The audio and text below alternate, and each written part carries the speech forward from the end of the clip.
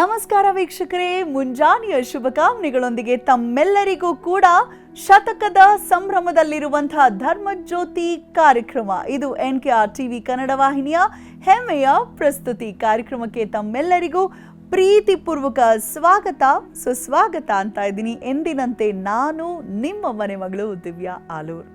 ತಮ್ಮೆಲ್ಲರಿಗೂ ತಿಳಿದೇ ಇದೆ, ಕಳೆದ 2 ದಿನಗಳಿಂದ ವಿಶೇಷವಾದ ಸಂಚಿಕೆಯನ್ನು ನಾವು ಸಾದರಪಡಿಸ್ತಾ ಇದ್ದೀವಿ. ಕಾರಣ ಇತ್ತೀಚೆಗಷ್ಟೇ ನಾವು 100 ಸಂಚಿಕೆಗಳನ್ನು ಪೂರೈಸಿದ್ದೇವೆ. ಹಾಗಾಗಿ ಧರ್ಮಜ್ಯೋತಿ ಕಾರ್ಯಕ್ರಮದಲ್ಲಿ ಬಹು ಬೇಡಿಕೆಯ ಕೆಲವೊಂದಷ್ಟು ಸಂಚಿಕೆಗಳನ್ನು ಒಟ್ಟುಗೂಡಿಸಿ ನಿಮ್ಮ ಮುಂದೆ ತರ್ತಾ ಇದ್ದೀವಿ.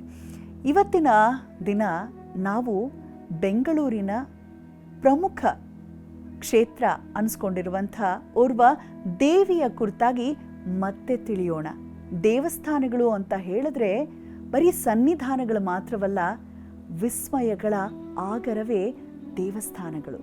ಅಲ್ಲಿಗೆ ಹೋಗಿ ಸಾಕಷ್ಟು ಮನಸ್ಸಿಗೆ ಶಾಂತಿ ನೆಮ್ಮದಿ ಅಷ್ಟೇ ಅಲ್ಲ, ನಮ್ಮ ಕಷ್ಟಗಳಿಂದ ದೂರ ಮಾಡುವಂಥ ಒಂದು ಸುಕ್ಷೇತ್ರವೇ ಬೆಂಗಳೂರಿನಲ್ಲಿ ನಮ್ಮೆಲ್ಲರ ತಲೆ ಕಾಯಲಿಕ್ಕೆ ನೆಲೆ ನಿಂತಿರುವಂಥ ಮಹಾತಾಯಿ ಬನಶಂಕರಿ ದೇವಸ್ಥಾನದ ಕುರಿತಾಗಿ ಗುರುಗಳು ಬಹಳ ಅದ್ಭುತವಾದ ವಿಚಾರ ಹಂಚಿಕೊಂಡಿದ್ದಾರೆ.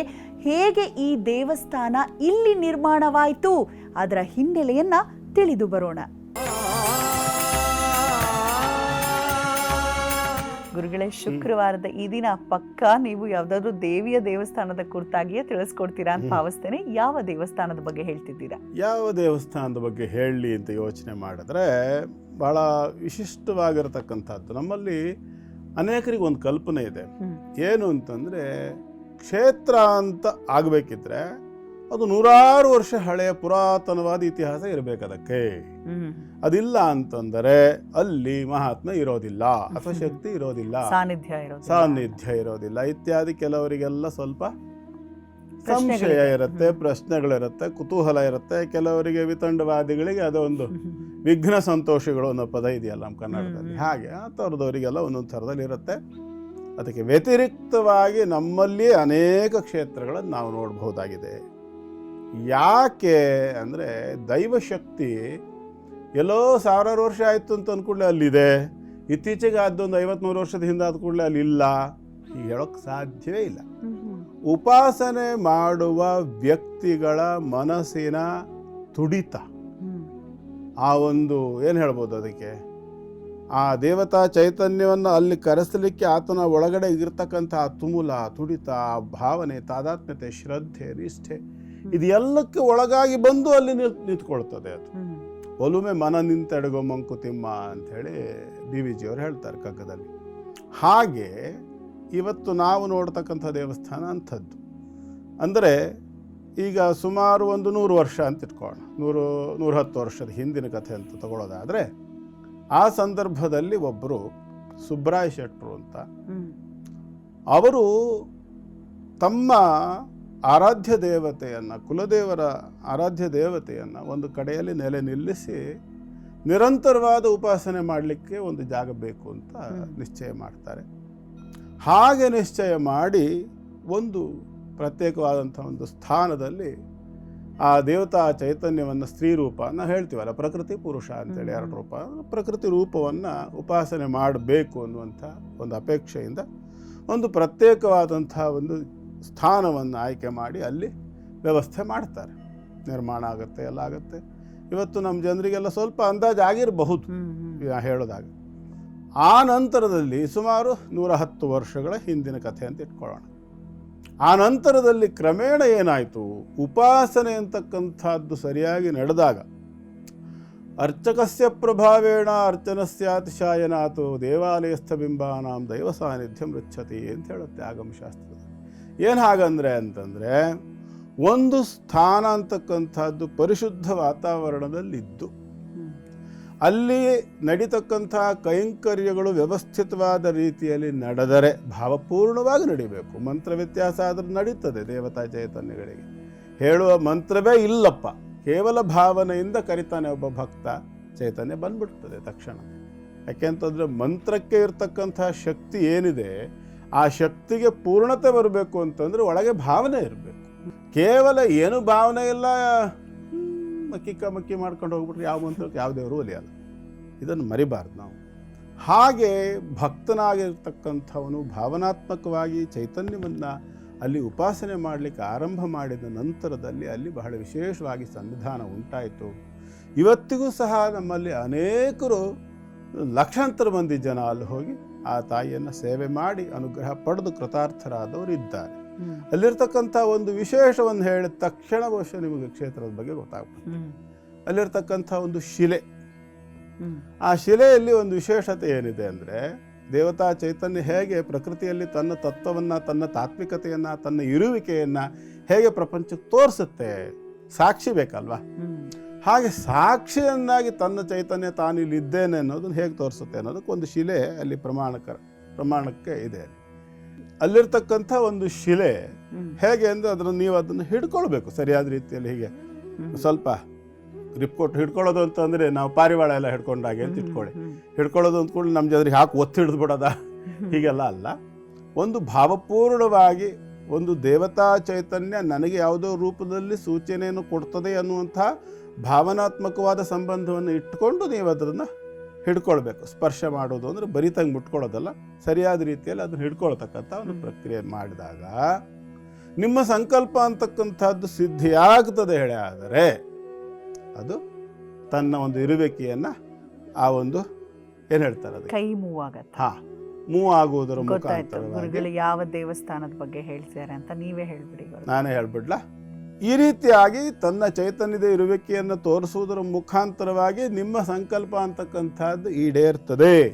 ನೀನು ಅಲ್ಲಿಯ ಒಂದು ಅನುಗ್ರಹವನ್ನು ಪಡೆದು ನಿನ್ನ ಇಷ್ಟಾರ್ಥವನ್ನು ನೀನು ಹೊಂದುತ್ತೀಯಾ ಅನ್ನೋದಕ್ಕೆ ಸಾಂಕೇತಿಕವಾಗಿರತಕ್ಕಂಥ ಒಂದು ಪರಿಭಾಷೆಯನ್ನು ಬರಿತಾಳೆ ಆಕೆ. ನಮ್ಮ ಬೆಂಗಳೂರಿನ ಒಂದು ಪ್ರತ್ಯೇಕ ಪ್ರದೇಶಕ್ಕೆ ಆಕೆ ಹೆಸರನ್ನೇ ಇಟ್ಬಿಟ್ಟಿದ್ದೇವೆ ನಾವು, ಬನಶಂಕರಿ ಅಂತ.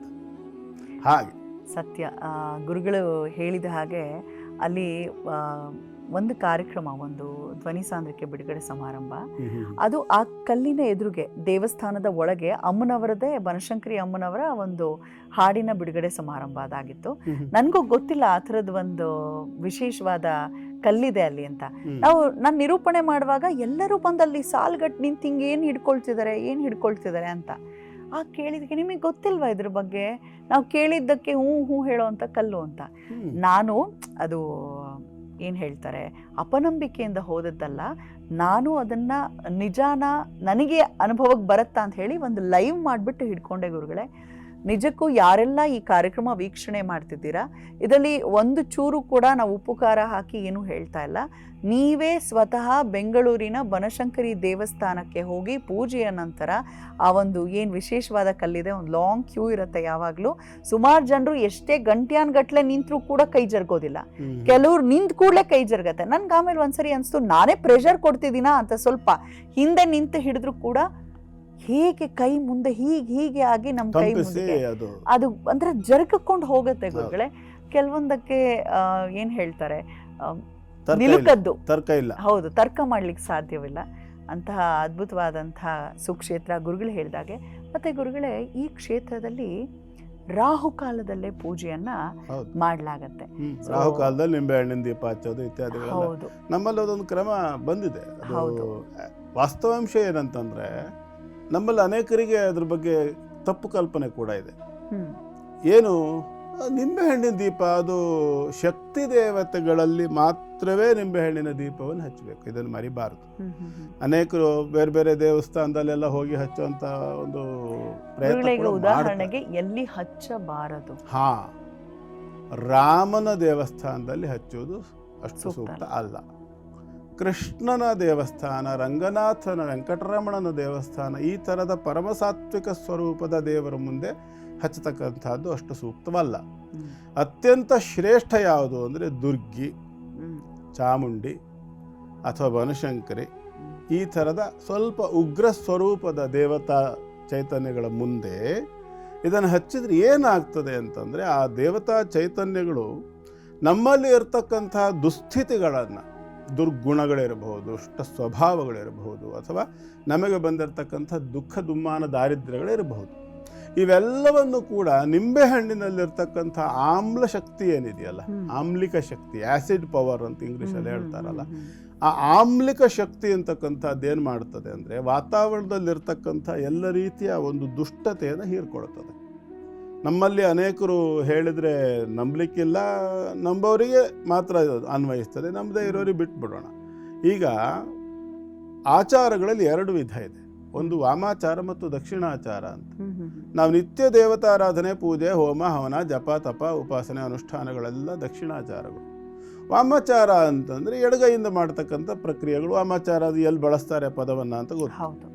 ಆ ವಾಮಾಚಾರದಿಂದಾಗಿ ಬಂದಿರತಕ್ಕಂತಹ ಬಾಧೆಗಳನ್ನು ನಿವೃತ್ತಿ ಮಾಡಲಿಕ್ಕೋಸ್ಕರವಾಗಿ ಅತಿ ಹೆಚ್ಚು ನಮ್ಮಲ್ಲಿ ಬಳಕೆ ಆಗ್ತಕ್ಕಂಥದ್ದು ನಿಂಬೆಹಣ್ಣು. ಕಾರಣ ಏನು ಅಂದರೆ ಆ ನಿಂಬೆಹಣ್ಣಿನಲ್ಲಿ ಆ ತಾತ್ವಿಕತೆಯನ್ನು, ಆ ಒಂದು ನೆಗೆಟಿವ್ ಶಕ್ತಿಗಳನ್ನು ಆಕರ್ಷಣೆ ಮಾಡ್ತಕ್ಕಂಥ ಒಂದು ಸಾಮರ್ಥ್ಯ ಇದೆ. ಯಾವಾಗ ಅದನ್ನು ನಾವು ಅದರ ಒಳಗಡೆಗೆ ಹೆಚ್ಚಾಗಿ ಎಳ್ಳೆಣ್ಣೆ ಅಥವಾ ತುಪ್ಪದಿಂದ ಮಾಡಿದ ಬತ್ತಿಯನ್ನು ಇಡ್ತಾರೆ, ಅಂದರೆ ಒದ್ದೆ ಮಾಡಿದ ಬತ್ತಿಯನ್ನು. ನಿಜಕ್ಕೂ ವೀಕ್ಷಕರೇ, ಪ್ರತಿಯೊಂದು ಕ್ಷೇತ್ರ ಮಹಿಮೆಯ ಕುರಿತಾಗಿ ತಿಳಿದುಕೊಳ್ತಾ ಇದ್ರೆ ಕಣ್ತುಂಬಿ ಬರುತ್ತೆ, ಹೃದಯ ತುಂಬಿ ಬರುತ್ತೆ. ಆಹಾ ತಾಯಿ, ನಮ್ಮೆಲ್ಲರನ್ನ ಕಾಪಾಡಲಿಕ್ಕೆ ನೀನೇ ಸ್ವತಃ ಇಲ್ಲಿ ನೆಲೆ ನಿಂತಿದ್ಯಲ್ಲ, ನಿನಗೆ ನಮೋ ನಮಃ ಬನಶಂಕರಿ ತಾಯಿ.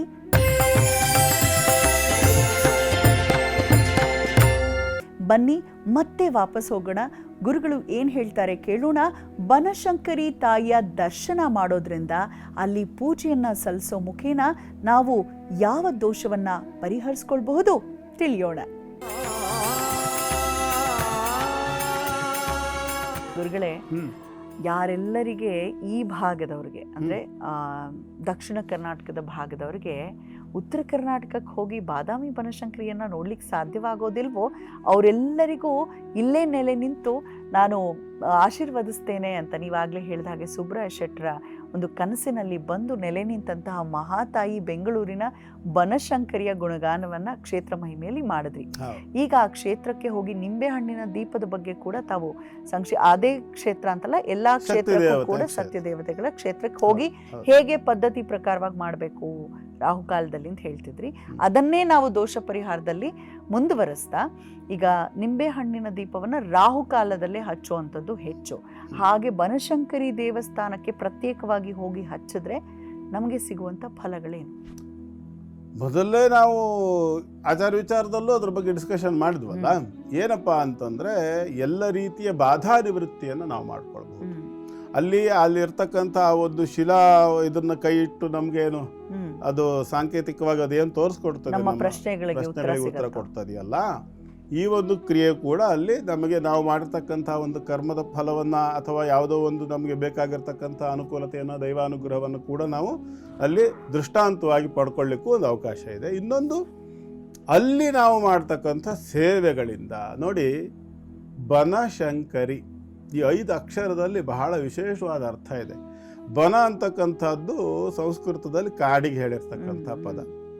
ಶಂಕರಿ, ಬೆಂಗಳೂರು ಇವತ್ತು ಕಾಡೇ ಆಗಿದೆ, ಕಾಂಕ್ರೀಟ್ ಕಾಡಾಗಿದೆ ಅಷ್ಟೆ, ಗಿಡ ಮರಗಳಿಲ್ಲದ ಕಾಂಕ್ರೀಟ್ ಕಾಡಾಗಿದೆ. ಆದರೆ ಶಂಕರಿ, ಶಂ ಕರಹ, ಸಂಸ್ಕೃತದಲ್ಲಿ ಶಂ ಅಂದರೆ ಮಂಗಳ, ಶುಭ ಅಥವಾ ಅಭಿವೃದ್ಧಿ, ಕಲ್ಯಾಣಕರವಾಗಿರ್ತಕ್ಕಂಥ ವಾತಾವರಣ, ಕಲ್ಯಾಣಂ ಮಂಗಳಂ ಶುಭಂ ಅಂತ ಹೇಳ್ತಾರೆ. ಹಾಗೆ ಮಂಗಳಮಯವಾಗಿರ್ತಕ್ಕಂಥದ್ದನ್ನು ನಮಗೆ ಶಂ ಕರೋತಿ, ಮಾಡ್ತಕ್ಕಂಥವಳು, ನಮಗೆ ಮಂಗಳವನ್ನು ಉಂಟು ಮಾಡುವ ಕಾಡಿನಲ್ಲಿ ವಾಸವಾಗಿದ್ದಂತಹ ಒಂದು ದೇವತಾ ಚೈತನ್ಯ ಸ್ವರೂಪ ಅಂತ ಅರ್ಥ. ಅಥವಾ ಕಾಡಿನಲ್ಲಿ, ಕಾಡು ಅಂತಂದರೆ ಕಷ್ಟಗಳ ಕಾಡು, ದುಃಖದ ಕಾಡು, ಹೀಗೆಲ್ಲ ಬೇರೆ ಬೇರೆ ರೀತಿಯಲ್ಲಿ ಬರುತ್ತೆ. ನಾವು ಭವದಾವ ಸುಧಾ ವೃಷ್ಟಿ ಪಾಪಾರಣ್ಯ ದವಾನುಲ ಲಲಿತಾ ಸಹಸ್ರನಾಮದಲ್ಲಿ ನೋಡ್ತೀವಿ ನಾವು. ಮೃತ್ಯುದಾರು ಕುಠಾರಿಕ, ದಾರು ಅಂದರೆ ಮರ, ಕುಠಾರ ಅಂತಂದ್ರೆ ಕೊಡಲಿ, ಮೃತ್ಯುದಾರು ಕುಠಾರಿಕ ಇತ್ಯಾದಿ ಪದಗಳನ್ನೆಲ್ಲ ಅಮ್ಮನವರಿಗೆ ಬಳಸ್ತಾರೆ. ಅಂದರೆ ನಮಗೆ ಬಂದಿರಬಹುದಾಗಿರತಕ್ಕಂತಹ ಕಷ್ಟದ ಕಾಡನ್ನು ಕೂಡ ಆಕೆ ಕಡಿದು ನಮಗೆ ಸುಖ ಶಾಂತಿ ನೆಮ್ಮದಿಯನ್ನು ಅನುಗ್ರಹ ಮಾಡಿಕೊಡ್ತಕ್ಕಂಥವಳು. ಹಾಗಾಗಿ ನಾವು ಬನಶಂಕರಿಯನ್ನು ಉಪಾಸನೆ ಮಾಡುವುದರಿಂದ ಮಂತ್ರ ಏನು ಹೇಳ್ತದೆ? ಮಂತ್ರ ಉತ್ತಿಷ್ಠ ಪುರುಷ ಕಿಂ ಸ್ವಪಿಷಿ ಭಯಂ ಮೇ ಸಮುಪಸ್ಥಿತಂ ಯದಿ ಶಕ್ಯಂ ಅಶಕ್ಯಂ ವಾ ತನ್ಮೇ ಭಗವತಿ ಶಮಯ ಸ್ವಾಹ. ಬನಶಂಕರಿ ಮಂತ್ರ ಇದು, ಮೂಲ ಮಂತ್ರ ಅಂತ. ಯದಿ ಶಕ್ಯಂ ಅಶಕ್ಯಂ ವಾ, ನಮ್ಮಿಂದ ಸಾಧಿಸಲಿಕ್ಕೆ ಸಾಧ್ಯವಾಗುವಂಥದ್ದಾಗಿರಲಿ ಅಥವಾ ಆಗದೇ ಇರುವಂಥದ್ದಾಗಿರಲಿ, ಎರಡನ್ನೂ ಕೂಡ ಆಕೆ ಸಾಧಿಸಿಕೊಡ್ತಕ್ಕಂಥವಳು ಅಂತ. ಎಂಥದ್ದೇ ಅಸಾಧ್ಯವಾಗಿರ್ತಕ್ಕಂಥ ಕೆಲಸವೇ ಆಗಿದ್ದರೂ ಆ ತಾಯಿ ನಮ್ಮ ಪ್ರಾರ್ಥನೆ ಅಂತಕ್ಕಂಥದ್ದು ಸರಿಯಾದ ರೀತಿಯಲ್ಲಿದ್ದ ಪಕ್ಷದಲ್ಲಿ, ನಾನು ಮೊದಲೇ ಹೇಳಿದಾಗೆ ಹಿಂದಿನ ವಿಭಾಗದಲ್ಲಿ ಹೇಳಿದಾಗ ಇನ್ನೊಬ್ಬರಿಗೆ ಕೆಟ್ಟದ್ದಾಗಲಿ ಅಂತ ಹೇಳ್ತಕ್ಕಂಥದ್ದಲ್ಲ ಅದು. ಹೊಟ್ಟೆ ಕಿಚ್ಚನ್ ಬಗ್ಗೆ ಹಿಂದೊಂದು ಕಥೆ ಹೇಳಿದ್ದೆ, ನೆನಪಿದ್ಯಾ? 2 ಜನ ತಪಸ್ವಿಗಳು ತಪಸ್ಸಿಗೆ ಕೂತಾಗ, ಹಾ, ನಂದು ಒಂದು ಕಣ್ಣು ಹೋಗ್ಲಿ, ಒಂದು ಕೈ ಹೋಗ್ಲಿ, ಒಂದು ಕಾಲು. ಎಕ್ಸಾಕ್ಟ್ಲಿ, ಖಂಡಿತ. ಎದುರುಗಡೆ ಆ ಕಡೆ ಕೂತಿರೋನ್ ಮೇಲೆ ಹೊಟ್ಟೆ ಕಿಚ್ಚಲ್ಲಿ ಇವನು ತನ್ನ ಒಂದೊಂದು ಹೋಗ್ಲಿ ಒಂದು 2 ಹೋಗುತ್ತಲ್ಲ. ಈ ಥರದ ಹೊಟ್ಟೆ ಕಿಚ್ಚುಗಳನ್ನು ಮಾಡಿಕೊಳ್ಳದೆ ಕೇವಲ ನನ್ನ ಅಭಿವೃದ್ಧಿಯನ್ನು ಬಯಸೋದಕ್ಕೆ ನನಗೆ ಅಧಿಕಾರ ಉಂಟು. ನಾವು ಬಹಳಷ್ಟು ಜನರು ಹೇಳೋದು ಕೇಳಿದ್ವಿ, ಅಂದರೆ ವೈಯಕ್ತಿಕವಾಗಿ ಬಹಳಷ್ಟು ಜನರಿಗೆ ಅನುಭವ ಆಗಿರುತ್ತೆ. ಒಂದು ಹೆಣ್ಮಗಳು ಹೇಳ್ತಿದ್ಲು, ನಾನು ಅಲ್ಲಿ ಹೋಗಿ 6 ವಾರ ದೀಪ ಹಚ್ಚಿದ ಮೇಲೆ ನನಗೆ ಮದುವೆ ಫಿಕ್ಸ್ ಆಗಿದ್ದು, ಮಕ್ಕಳಾಗಿದ್ದು ಅಂತ ಕೆಲವರು, ಆ ರೀತಿ ಕೆಲಸ ಸಿಕ್ಕಿದ್ದು ಅಂತ, ಆ ರೀತಿ ಎಲ್ಲ ಹೇಳಲಾಗತ್ತೆ. ಇಲ್ಲಿ ನಾನು ಹೇಳಿದ್ನಲ್ಲ, ಯಾವಾಗ ಈ 5 ನಿಂಬೆ ಹಣ್ಣುಗಳನ್ನು 10 ಹೋಳು ಮಾಡಿ ಇಟ್ಟು ತುಪ್ಪ ಅಥವಾ ಎಳ್ಳೆಣ್ಣೆ ಅಥವಾ ಕೊಬ್ಬರಿ ಎಣ್ಣೆಯಿಂದ ನಿಮ್ಮ ಶಕ್ತಿಯಾನುಸಾರವಾಗಿ, ತುಪ್ಪ ಟಾಪು, ಎಳ್ಳೆಣ್ಣೆ ಮಧ್ಯಮ ಮತ್ತು ತೆಂಗಿನ ಎಣ್ಣೆ ಅಧಮ, ಈ 3 ರೀತಿಯ ಕ್ವಾಲಿಟಿ ಅಂತೇಳಿ, ಗುಡ್, ಬೆಟರ್, ಬೆಸ್ಟ್ ಹೇಳಿದಾಗೆ. ಹಾಗಾಗಿ ಆ ವಸ್ತುಗಳನ್ನು ಅಲ್ಲಿ ಬಳಸ್ತಕ್ಕಂಥದ್ದು. ಈ ಮೂಲಕ ಏನಾಗ್ತದೆ, ಒಂದೊಂದೇ ವಾರಗಳಿಂದ 6 ವಾರಗಳಿಗೆ ಪ್ರಾಶಸ್ತ್ಯ ಯಾಕೆ ಅಂತಂದರೆ 6 ರೀತಿಯ ಶತ್ರುಗಳು ನಮಗಿರುವಂಥದ್ದು. ಒಂದು ಕಾಮ, ಕ್ರೋಧ, ಲೋಭ, ಮೋಹ, ಮದ, ಮಾತ್ಸರ್ಯ, ನಮಗೆಲ್ಲರಿಗೂ ಗೊತ್ತು, ಅರಿಷಡ್ವರ್ಗ ಅಂತ ಹೇಳ್ತೇವೆ. ಹೀಗೆ ಒಂದೊಂದು ವಿಭಾಗದಲ್ಲೂ ಇರಬಹುದಾಗಿರತಕ್ಕಂಥ ಒಂದೊಂದು ಶತ್ರುಗಳನ್ನು ಸಂಹಾರ ಮಾಡ್ತಕ್ಕಂಥದ್ದು, ಅಂತರಂಗ ಮತ್ತು ಬಹಿರಂಗದ ಸಮಸ್ತ ಬಾಧೆಗಳನ್ನು ಸಂಹಾರ ಮಾಡಿ ನಮಗೆ ಎಲ್ಲ ವಿಭಾಗಗಳಲ್ಲಿ ವಿದ್ಯೆ ಇರ್ಬೋದು, ಉದ್ಯೋಗ ಇರ್ಬೋದು, ಮದುವೆ ಇರ್ಬೋದು, ಸಂತತಿ ಆಗ್ತಕ್ಕಂಥದ್ದು ಇರ್ಬೋದು, ಒಂದು ಸೌಮನಸ್ಯ ದೌರ್ಮನಸ್ಯಗಳಿರ್ಬೋದು, ವ್ಯಾಪಾರ ವ್ಯವಹಾರಗಳಿರ್ಬೋದು, ಬಿಸ್ನೆಸ್ಗಳಿರಬಹುದು, ಅಥವಾ ಯಾವುದೋ ಒಂದು ಕಡೆ ಉದ್ಯೋಗಕ್ಕೆ ಹೋಗ್ತಕ್ಕಂಥದ್ದು ಇತ್ಯಾದಿ ಎಲ್ಲ ವಿಭಾಗಗಳಲ್ಲಿ, ಭೂಮಿಯಲ್ಲಿ, ಮನೆಯಲ್ಲಿ ಯಾವುದೋ ನೆಗೆಟಿವಿಟಿ ಇರ್ತಕ್ಕಂಥದ್ದು, ಎಲ್ಲ ರೀತಿಯ ವಿಭಾಗದಲ್ಲಿ ಇರಬಹುದಾಗಿರ್ತಕ್ಕಂಥ ಅಷ್ಟೂ ಸಮಸ್ಯೆಗಳನ್ನು ಕೂಡ ತಾದಾತ್ಮ್ಯ ಭಾವದಿಂದ, ಅಂದರೆ ನಾವು ಶರಣಾಗತರಾಗಬೇಕಾಗತ್ತೆ ದೈವ ಚೈತನ್ಯಕ್ಕೆ. ಯಾವುದೇ ಕಾರಣಕ್ಕೂ ನಮ್ಮಲ್ಲಿ ಸಂಪೂರ್ಣ ಶರಣಾಗತಿ ಅಂತಕ್ಕಂಥದ್ದು ಇಲ್ಲದೇ ಇದ್ದ ಪಕ್ಷದಲ್ಲಿ ದ್ರೌಪದಿಯ ವಸ್ತ್ರಾಪಹರಣದ ಕಥೆ ನಮಗೆಲ್ಲ ಗೊತ್ತು. ಅವಳು ಎಲ್ಲಿಯವರೆಗೆ ಭೀಷ್ಮ, ದ್ರೋಣ, ಆಮೇಲೆ ಧೃತರಾಷ್ಟ್ರ, ಪಾಂಡವರು ಎಲ್ಲರನ್ನೂ ಕುರಿತು ಅವಳು ಕೂಗಿ ಕಿರಿಚಿ ತನ್ನ ಕೈಯಿಂದ ಬಟ್ಟೆ ಹಿಡ್ಕೊಂಡು ಬಚಾವಾಗ್ಲಿಕ್ಕೆ ಪ್ರಯತ್ನ ಪಟ್ಲೋ, ಅಲ್ಲಿವರೆಗೂ ದುಶ್ಯಾಸನ ಹಾರಾಟ ನಡೆದೇ ಇತ್ತು. ನೋಡಿದ್ರಲ್ಲ ವೀಕ್ಷಕರೇ, ದೇವಿಗೆ ಬಹಳ ವಿಶೇಷವಾಗಿ ಪೂಜೆಯನ್ನ ಸಮರ್ಪಣೆ ಮಾಡುವಂಥ ಬಗೆಯ ಕುರಿತಾಗಿ ಕೂಡ ಗುರುಗಳು ಬಹಳ ಅದ್ಭುತವಾಗಿ ತಿಳಿಸ್ಕೊಟ್ಟಿದ್ದಾರೆ.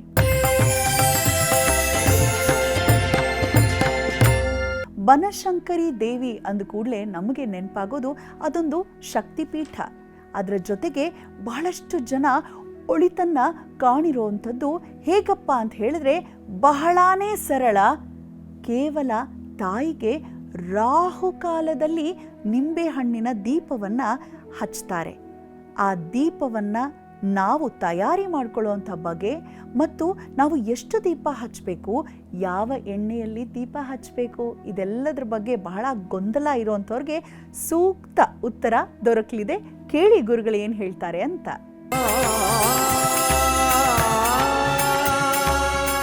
ಗುರುಗಳೇ, ಆಚಾರ ವಿಚಾರ ವಿಭಾಗದಲ್ಲಿ ನೀವಾಗಷ್ಟೇ ಹೇಳ್ತಾ ಇದ್ರಿ, ನಾವು ಬ್ರೇಕ್ ತೆಗೆದುಕೊಳ್ಳೋದಕ್ಕೂ ಮುನ್ನ ನಿಂಬೆ ಹಣ್ಣಿನ ಕುರಿತಾಗಿ, ಎಲ್ಲಿ ಶಕ್ತಿ ಇರುತ್ತೋ, ಶಕ್ತಿ ದೇವಸ್ಥಾನಗಳಲ್ಲಿ ಸ್ವಲ್ಪ ಉಗ್ರ ಸ್ವರೂಪಿಣಿಯರಿರ್ತಾರಲ್ಲ, ಅಂತಹ ಜಾಗದಲ್ಲಿ ನೀವು ನಿಂಬೆ ಹಣ್ಣಿನ ದೀಪವನ್ನ ಹಚ್ಚಬೇಕು ಅಂತ ಗುರುಗಳೇ. ಆ ದೀಪವನ್ನ ಹಚ್ಚುವಾಗ ಎಷ್ಟು ದೀಪವನ್ನ ಇಟ್ಕೊಳ್ಬೇಕು? ಅಂದ್ರೆ ಇವಾಗ ಒಂದು ನಿಂಬೆ ಹಣ್ಣನ್ನ ಕುಯ್ದ್ರೆ ಅದು 2 ದೀಪ ಆಗುತ್ತೆ. ಸೊ ಅದನ್ನ ಮನೆಯಲ್ಲೇ ಪ್ರಿಪೇರ್ ಮಾಡ್ಕೊಂಡು ಹೋಗ್ಬೇಕಾ, ಅಲ್ಲಿ ಹೋಗಿ ತಯಾರಿ ಮಾಡ್ಬೇಕಾ? ಅದು ಸರಿಯಾಗಿ ಪದ್ಧತಿ ಪ್ರಕಾರವಾಗಿ ಹೇಳಿ ಗುರುಜಿ. ಇದರಲ್ಲಿ 2 ವಿಚಾರಗಳನ್ನು ನಾವು ಗಮನಿಸಬೇಕು. ಸಂಖ್ಯೆ ಮತ್ತು ಅಲ್ಲಿ ಬಳಕೆ ಆಗ್ತಕ್ಕಂಥ ಎಣ್ಣೆ, ತೈಲ ಇತ್ಯಾದಿಗಳು ತುಂಬಾ ಮುಖ್ಯ. 2 ವಿಷಯಗಳು ಬಹಳ ಮುಖ್ಯ. ಇಲ್ಲಿ ಸಂಖ್ಯೆ ಪ್ರತಿಯೊಬ್ಬ ಮನುಷ್ಯನ ಜೀವನದಲ್ಲೂ ಬಾಧೆಗಳು ಬರೋದು ಎಷ್ಟು ಥರದಲ್ಲಿ ಬರ್ಬೋದು? 5 ವಿಭಾಗದಲ್ಲಿ ಬರ್ಬೋದು. ಪಂಚಭೂತಗಳು ಅಂತ ಹೇಳ್ತೀವಿ ನಾವು ಅಲ್ವಾ? ಇಂದ್ರಿಯ ಪಂಚಕ, ಜ್ಞಾನೇಂದ್ರಿಯ ಪಂಚಕ, ಕರ್ಮೇಂದ್ರಿಯ ಪಂಚಕ ಅಂತೇಳಿ 5 ಇಂದ್ರಿಯಗಳು. ಜ್ಞಾನಕ್ಕೆ 5, ಕರ್ಮಕ್ಕೆ 5. ಈ 5ನ್ನ 2 ಮಾಡಿದ್ರೆ 10 ಆಗ್ತದೆ. ಇಂದ್ರಿಯ ಪಂಚಕಗಳೇ ಅದು. ಅಂದ್ರೆ 5 ನಿಂಬೆ ಹಣ್ಣು ತಗೋಬೇಕು, ಕನಿಷ್ಠ ಪಕ್ಷ ಬಾಧೆಗಳ ತೀವ್ರತೆ ಹೆಚ್ಚಾಗಿದ್ದ ಪಕ್ಷದಲ್ಲಿ ಹೆಚ್ಚು ದಿನಗಳ ಪರ್ಯಂತ ಮಾಡಬೇಕೇ ಹೊರತು ನಿಂಬೆಹಣ್ಣಿನ ಸಂಖ್ಯೆ ವ್ಯತ್ಯಾಸ ಮಾಡ್ಲಿಕ್ಕೆ ಬೇಡ. ಅಂದ್ರೆ ಗುರುಗಳೇ ಮಿನಿಮಮ್ ಎಷ್ಟು ದಿನ ಹಚ್ಬೇಕು ಅಂದ್ರೆ ಎಷ್ಟು ವಾರ? ಮಿನಿಮಮ್ ಬಹಳ ಅದ್ಭುತವಾದ್ದು. ಇಲ್ಲಿ ಪೂರ್ಣ ವಿವರಣೆ ಕೊಟ್ಬಿಡ್ತೀನಿ ನಾನು. ಯಾಕೆ 5 ನಿಂಬೆಹಣ್ಣು ಅಂತಂದ್ರೆ ಅದನ್ನ ಕತ್ತರಿಸಿದಾಗ 10 ಆಗ್ತದೆ. ಅದರಲ್ಲಿ ಮಾರಣ, ಮೋಹನ, ಆಕರ್ಷಣ, ವಿದ್ವೇಷಣ, ವಶೀಕರಣ, ಉಚ್ಚಾಟನ, ಶೋಷಣ, ತಾಪನ, ಸ್ತಂಭನ, ಸಂಮೋಹನ 10 ಪ್ರಕ್ರಿಯೆಗಳು ನಡೀತವೆ ವಾಮಾಚಾರದಲ್ಲಿ. ಈ 10 ಪ್ರಕ್ರಿಯೆಗಳ ಸೂಚಕವಾಗಿ 10 ದೀಪ, 10 ಪ್ರಕ್ರಿಯೆಗಳ ಶಾಂತಿಗೋಸ್ಕರವಾಗಿ 10 ದೀಪ. ಪಂಚಭೂತಾತ್ಮಕವಾಗಿಯೇ ಪ್ರಯೋಗ ಆಗ್ತಕ್ಕಂಥದ್ದು. ಭೂಮಿ, ನೀರು, ಗಾಳಿ, ಬೆಂಕಿ, ಆಕಾಶ. ಈ 5 ತತ್ವದಲ್ಲಿ ಮಾತ್ರವೇ ಅವುಗಳ ಒಂದು ಓಡಾಟ ಆಗೋದು. ಹಾಗಾಗಿ 5 ನಿಂಬೆಹಣ್ಣು 10 ರೀತಿಯ ಪ್ರಯೋಗವಾಗೋದು. ಆದ್ದರಿಂದ 10 ಹೋಳಾಗ್ತದೆ. ಅದು ಹೆಚ್ಚಿದಾಗ 2 ಭಾಗವಾಗಿ. ಅದನ್ನು ಅನೇಕರು ಏನು ಮಾಡ್ತಾರೆ, ಹಿಂಡಿ ಅದನ್ನು ಕೆಲವರು ರಸವನ್ನು ಎಲ್ಲರೂ ಸೇವ್ ಮಾಡಿ ಇಟ್ಕೊಳ್ತಾರೆ, ಏನಕ್ಕಾದ್ರು ಬೇರೆದಕ್ಕೆ ಬಳಸ್ತಾರೆ, ತಿಂದು ಇತ್ಯಾದಿಗಳನ್ನು ಮಾಡ್ತಾರೆ ಕೆಲವರು. ಇನ್ನು ಕೆಲವರು ಪೂರ್ತಿ ಚೆಲ್ತಾರೆ. ಹೌದು, ಚೆಲ್ಲುವುದು ಕೂಡ ಸರಿಯಲ್ಲ, ತಿನ್ನುವುದು ಕೂಡ ಸರಿಯಲ್ಲ. ಮತ್ತೇನ್ ಮಾಡ್ಬೇಕು? ಮೈಗೆ ಹಚ್ಚಿಕೊಂಡು ಸ್ನಾನ ಮಾಡಬೇಕು. ನೀವು ಮೊದಲು ಆ ನಿಂಬೆಹಣ್ಣನ್ನು ಕತ್ತರಿಸಿದ ನಂತರದಲ್ಲಿ ಅದನ್ನು ಉಲ್ಟ ಮಾಡಿ ಇಟ್ಕೊಂಡು ಅದರ ಒಳಗಡೆಗೆ 2 ರೀತಿಯ ಇಂಧನವನ್ನು ಬಳಸಲಿಕ್ಕೆ ಅವಕಾಶ ಇದೆ ಬತ್ತಿಯನ್ನು ನೆನೆಸಲಿಕ್ಕೆ. ಒಂದು ಶುದ್ಧ ತುಪ್ಪ, ಇಲ್ಲ ಶುದ್ಧ ಎಳ್ಳೆಣ್ಣೆ. ಇವತ್ತೆಲ್ಲ ಅನೇಕ ರೀತಿಯ ತೈಲಗಳೆಲ್ಲ ಬಂದಿದ್ದಾವೆ ಮಾರ್ಕೆಟ್ನಲ್ಲಿ. ಅದಕ್ಕಷ್ಟು ಪ್ರಾಶಸ್ತ್ಯವನ್ನು ಶಾಸ್ತ್ರೀಯವಾಗಿ ಕೊಡೋಕೆ ಬರೋದಿಲ್ಲ. ನೆನಪಿನಲ್ಲಿ ಇಟ್ಕೋಬೇಕು, ತುಪ್ಪ ಸರ್ವಶ್ರೇಷ್ಠ. ಮೊಟ್ಟ ಮೊದಲನೇದಾಗಿ ಅಯ್ಯೋ ಅದಕ್ಕೆಲ್ಲ ತುಪ್ಪ ಬರುತ್ತೆ, ಎಲ್ಲದಕ್ಕೂ ತುಪ್ಪ ಬರ್ತದೆ. ತುಪ್ಪದ ಸ್ವಭಾವ ಏನು ಅಂದರೆ ಶಕ್ತಿ ವೃದ್ಧಿ. ಹಾಗಾಗಿ ತುಪ್ಪವನ್ನೇ ಪ್ರಧಾನವಾಗಿ ಬಳಸಬೇಕು. ಅವಕಾಶ ಇಲ್ಲ, ನಮಗೆ ತುಪ್ಪ ತರೋಕ್ಕಾಗಲ್ಲ, 700 ರೂಪಾಯಿ ಗಟ್ಟಲೆ KG ಆಗಿಬಿಟ್ಟಿದೆ ಸ್ವಾಮಿ ಅನ್ನೋದಾದರೆ ಎಳ್ಳೆಣ್ಣೆ ಹಾಕಿ. ಬಹುಶಃ ಈ ಒಂದು ಮಾತನ್ನು ಮತ್ತೆ ನಾವು ಪುನರಾವರ್ತನೆ ಮಾಡಬೇಕಾಗತ್ತೆ. ಕೆಲವೊಂದಷ್ಟು ಹಿಂದಿನ ಎಪಿಸೋಡ್ಗಳಲ್ಲಿ ಗುರುಗಳು ಒಂದು ಮಾತನ್ನು ಹೇಳಿದರು. ಈಗ ಅಡುಗೆಗೆ ಬಳಸುವಂಥ ತುಪ್ಪವೇ ಬೇರೆ, ಹೋಮಗಳಿಗೆ ಬಳಸುವಂಥ ತುಪ್ಪವೇ ಬೇರೆ. ಅದರಲ್ಲಿ ತಾರತಮ್ಯ ಇರಬಾರದು. ನಾವು ತಿನ್ಲಿಕ್ಕಾಗಲ್ಲ ಅಂದ್ರೆ ಅದನ್ನ ಪೂಜೆಗೂ ಬಳಸಬಾರದು. ಸೊ ಸರ್ವತ್ರ ಅದು ನಿಷೇಧವೇ. ಕಳಪೆ ಗುಣಮಟ್ಟದ ತುಪ್ಪವನ್ನ ಅಥವಾ ದಯಮಾಡಿ ಬಳಸಬೇಡಿ. ಇದರಿಂದ ದೈವ ಶಕ್ತಿಗಳು ನಿಮ್ಮ ಮೇಲೆ ಕ್ರೋಧಿತವಾಗ್ತವೆ. ನಿಮ್ಮಲ್ಲಿ ಸಾಮರ್ಥ್ಯ ಇಲ್ಲ, ನೀವು ಎಳ್ಳೆಣ್ಣೆ ಬಳಸಿ. 150-200 ರೂಪಾಯಿಗೆ ನಿಮಗೆ ಲೀಟರ್ ಸಿಗ್ತದೆ. ಹಾಗಾಗಿ ಎಳ್ಳೆಣ್ಣೆ, ಶುದ್ಧವಾದ ಎಳ್ಳೆಣ್ಣೆ 400 ರೂಪಾಯಿ ಲೆಕ್ಕ ಲೀಟರ್ ಇದೆ. ಹಾಗಾಗಿ ಅದನ್ನು ನೋಡ್ಕೊಳ್ಳಿ. ಇವತ್ತು ಗಾಣದಲ್ಲಿ ಸಿಗ್ತದೆ, ಶುದ್ಧವಾದ ಎಣ್ಣೆ ಸಿಗ್ತದೆ, ಏನು ತೊಂದರೆ ಇಲ್ಲ. ಗುರುಗಳೇ, ಇವಾಗ ಮಂಗಳವಾರನ ಶುಕ್ರವಾರ ಪ್ರಾರಂಭ ಮಾಡ್ಬೇಕಾ? ಆರಂಭ ಮಂಗಳವಾರ ದಿವಸವೇ ಮಾಡೋದು ಶ್ರೇಷ್ಠ. ಯಾಕೆ ಅಂತಂದ್ರೆ ಈ ಆಭಿಚಾರಿಕವಾಗಿರ್ತಕ್ಕಂಥ ಪ್ರಕ್ರಿಯೆಗಳೆಲ್ಲವನ್ನೂ ಸಹ ನಾವು ಜ್ಯೋತಿಷ್ಶಾಸ್ತ್ರದಲ್ಲಿ ಮಂಗಳನಿಂದಲೇ ನೋಡ್ತೇವೆ ಹೆಚ್ಚಾಗಿ. ಹಾಗಾಗಿ ಮಂಗಳನಿಂದ ನಾವು ನೋಡ್ತಕ್ಕಂಥದ್ದಾದ್ರಿಂದ ಮಂಗಳವಾರದಲ್ಲಿಯೇ ಆರಂಭ ಮಾಡ್ತಕ್ಕಂಥದ್ದು ಬಹಳ ಒಳ್ಳೆಯದು. ಎಷ್ಟು ವಾರ ಮಾಡಬೇಕು? ಅವರವರ ಬಾಧೆಯ ಅನುಸಾರವಾಗಿ. ಈಗ ಮಂಗಳವಾರ ಪ್ರಾರಂಭ ಮಾಡಿದ್ರೆ ಮತ್ತೆ ಮುಂದಿನ ಮಂಗಳವಾರಗಳಲ್ಲಿ ಮಾತ್ರ ಮಾಡಿದ್ರೆ ಸಾಕಾಗ್ತದೆ. ಕನಿಷ್ಠ 6 ಮಂಗಳವಾರ ಮಾಡಬೇಕಾಗ್ತದೆ. ಕನಿಷ್ಠ 6 ಮಂಗಳವಾರ ದಿವಸ ಮಾಡಬೇಕು. ಅಂದ್ರೆ 5 ನಿಂಬೆ ಹಣ್ಣು, ಅದು 10 ಹೋಳಾಗತ್ತೆ. ಕನಿಷ್ಠ 6 ವಾರ. ಈಗ ನೀವೊಂದು ಮಾತನ್ನ ಹೇಳ್ತಿದ್ರಿ, ಇದು ಒಂದು ರೀತಿಯ ಪ್ರಯೋಗದ ರೀತಿ, ನಮ್ಗೆ ಒಳ್ಳೇದಾಗ್ಲಿ ಮಾಡಿ. ಕೆಲವರು ಬೇರೆಯವ್ರಿಗೆ ಕೆಟ್ಟದಾಗ್ಲಿ ಅಂತ ಏನಾದ್ರೂ ಅದು ವ್ರತವನ್ನ ಮಾಡಿದ್ರೆ, ಹಾಗೆ ದೀಪ ಹಚ್ಚಿದ್ರೆ ಪರಿಣಾಮ ಏನಾಗ್ತದೆ? ಯಾರ ಜೊತೆ ಅವರು ಸರಸಾಡ್ತಿರೋದು? ಬೆಂಕಿ ಜೊತೆ. ಒಂದು ವಿಚಾರ ನಾವು ಚೆನ್ನಾಗಿ ನೆನ್ಪಿಟ್ಕೊಳ್ಬೇಕು. ನಮ್ಮ ಉದ್ಧಾರಕ್ಕಾಗಿ ನಾವು ಯಾವುದೇ ದೇವತಾ ಶಕ್ತಿಯನ್ನು ಉಪಾಸನೆ ಮಾಡಬಹುದು, ಯಾವುದೇ ತಪ್ಪಿಲ್ಲ. ಇದನ್ನಮ್ಮಾನವೋ ಭುಂಕ್ತೆ ತದನ್ನಂತಸ್ಯ ದೇವತಾ. ನೀವು ಅದಕ್ಕೆ ಉಪಾಸನೆಯನ್ನು ಮಾಡಿ, ನೀವು ತಿನ್ನೋದನ್ನೇ ನೈವೇದ್ಯ ಮಾಡಿ ಎಲ್ಲ ರೀತಿಯಲ್ಲೂ ಆರಾಧನೆ ಮಾಡ್ಕೊಳ್ಬಹುದು. ನಾವು ನಮ್ಮ ಉದ್ಧಾರಕ್ಕಾಗಿ ನಾವು ಮಾಡ್ತಕ್ಕಂಥದ್ದು. ಇನ್ನೊಬ್ಬರನ್ನು ಹಾಳು ಮಾಡಲಿಕ್ಕಾಗಿ ಮಾಡ್ತೇವೆ ಅಂತಂದರೆ ಮುಂದೆ ಪರಿಣಾಮ ಏನಾಗ್ತದೆ ಅಂತಂದರೆ ಸರ್ವಜ್ಞನ ವಚನ ನೆನಪಾಗ್ತದೆ. ಪರರಿಗಿಟ್ಟ ಶೂಲ ತನಗೆ ಕೇಡೆಂದ ಸರ್ವಜ್ಞ. ಅಕಸ್ಮಾತ್ ಯಾರೋ ಒಬ್ರು ನಮಗ್ ನೋವು ಮಾಡಿದ್ದಾರೆ, ನಮಗ್ ಮೋಸ ಆಗಿದೆ ಅಂತ ಹೋಗಿ ದೇವ್ರ ಮುಂದೆ ಕಣ್ಣೀರು ಹಾಕೊಂಡು ದೀಪ ಬೆಳಗಿಸಿದ್ರೆ ಅದರ ಅನಿವಾರ್ಯತೆ ದೈವಶಕ್ತಿಗೆ ಇಲ್ಲ. ಮಾಡ್ಕೂಡ್ದು ಮೊದಲನೇದಾಗಿ. ಎರಡನೇದಾಗಿ ಅಲ್ಲಿ ಶಾಪ ಇತ್ಯಾದಿಗಳನ್ನು ಹಾಕೋದೇ ದೊಡ್ಡ ತಪ್ಪು. ಪ್ರಾಮಾಣಿಕವಾಗಿ ನಾನಿದ್ದೇನೆ, ನಾನು ದೈವಶಕ್ತಿಯನ್ನು ನಂಬಿದ್ದೇನೆ, ನನ್ನ ಚಿಂತನೆ ಇದೆ, ನನಗೆ ತುಂಬ ನೋವು ಕೊಟ್ಟಿದ್ದಾರೆ ಒಬ್ಬರು, ಆಗ ನಾನೇನು ಮಾಡ್ಬೋದು? ನನಗಾಗಿರ್ತಕ್ಕಂಥ ನೋವನ್ನು ಹೋಗಿ ದೇವತಾ ಚೈತನ್ಯಕ್ಕೆ ಒಪ್ಪಿಸ್ಬೋದು, ಏನೂ ತಪ್ಪಿಲ್ಲ. ಒಪ್ಪಿಸಿದ ನಂತರ ನಾವು ಯಾವುದೋ ಒಂದು ಕೋರಿಕೆಯನ್ನು ಹಾಕಬಾರ್ದು. ಅವನ ಶತ್ರು, ನನಗೆ ಈ ಥರ ಮಾಡ್ದ, ಅವನ ಕಾಲು ಬಿದ್ದು ಹೋಗಲಿ, ಅವನ ಕೈ ಕಾಲು ಮುರಿದು ಹೋಗಲಿ, ಅವನಿಗೆ ಅಂಗ ಹೋಗಲಿ, ಅವನಿಗೆ ಎಕ್ಕುಟ್ಟು ಹೋಗಲಿ, ಇವತ್ತೆಲ್ಲ ಬೈಯೋದೆಲ್ಲ ಇದೆಯಲ್ಲ. ನಮ್ಮ ಜಗ್ಗೇಶ್ ಅವರು ತುಂಬ ಚೆನ್ನಾಗಿ ಬೈತಾರೆ. ಆ ಥರದಲ್ಲಿ ಆ ದೇವತಾ ಶಕ್ತಿಯ ಮುಂದೆ ನಿಂತು ಆ ಇನ್ನೊಂದು ಜೀವಕ್ಕೆ ನಾವು ಹಾನಿ ಆಗ್ತಕ್ಕಂಥ ರೀತಿಯ ಪ್ರಾರ್ಥನೆಗಳನ್ನು ಸಲ್ಲಿಸಬಾರ್ದು. ಯಾಕೆ ಅಂತಂದರೆ ಇದಕ್ಕೆ ಮೂಲ ಕಾರಣ ಏನು ಅಂದರೆ, ನಮ್ಮ ಒಳಗಿನ ಭಾವನೆಗಳೆಲ್ಲವೂ ಕೂಡ ನಮ್ಮ ಜೀವಕೋಶಗಳ ಒಳಗೇ ಸಂಚಾರವನ್ನು ಮಾಡ್ತವೆ. ಯಾವಾಗ ಜೀವಕೋಶದ ಒಳಗೇ ಸಂಚಾರವನ್ನು ಮಾಡ್ತಾ ಇರ್ತವೆ, ನಾವು ಹೋಗಿ ದೇವತಾ ಚೈತನ್ಯದ ಎದುರುಗಡೆ ಕೂತಾಗ ಆ ಒಂದು ಶಕ್ತಿ ನಮ್ಮೊಳಗಡೆ ಸಂಚಯನವಾಗ್ತದೆ. ಇನ್ನೊಬ್ಬರಿಗೆ ಕೆಟ್ಟದ್ದನ್ನು ಹಾರೈಸುವಂಥ ಸಂದರ್ಭದಲ್ಲಿ ಆ ಕೆಟ್ಟದ್ದು ನಮ್ಮೊಳಗೆ ಸರ್ಕ್ಯುಲೇಟ್ ಆಗ್ತಾ ಇರ್ತದೆ, ಓಡಾಡ್ತಾ ಇರ್ತದೆ. ಯದ್ಭಾವಂ ತದ್ಭವತಿ. ಬೆಟ್ಟದಂಥ ಸಮಸ್ಯೆ ಮಂಜಿನ ರೀತಿ ಕರಗಿ ಹೋಗುತ್ತೆ. ತಾಯಿಯ ಒಂದು ದರ್ಶನ ಮಾಡೋದ್ರಿಂದ, ಕೇವಲ ದೀಪವನ್ನು ಹಚ್ಚೋದ್ರಿಂದ ಇಷ್ಟಾದರೂ ಮಾಡ್ಕೊಳ್ಳಿಕ್ಕೆ ಸಾಧ್ಯವಿಲ್ವಾ? ಖಂಡಿತ ಮನಸ್ಸು ಮಾಡಿ ಒಮ್ಮೆ ಮೊದಲಿಗೆ ದರ್ಶನವನ್ನು ಮಾಡಿ ಬನ್ನಿ. ನಿಮಗೆ ಗೊತ್ತಾಗತ್ತೆ ಬನಶಂಕರಿ ದೇವಿಯ ಸನ್ನಿಧಾನದಲ್ಲಿರುವಂತಹ ಆ ವಿಶೇಷವಾದ ಶಕ್ತಿಯ ಅರಿವು ನಮಗೆ ಮೂಡುತ್ತೆ. ಹೋಗ್ತೀರಾ ತಾನೆ?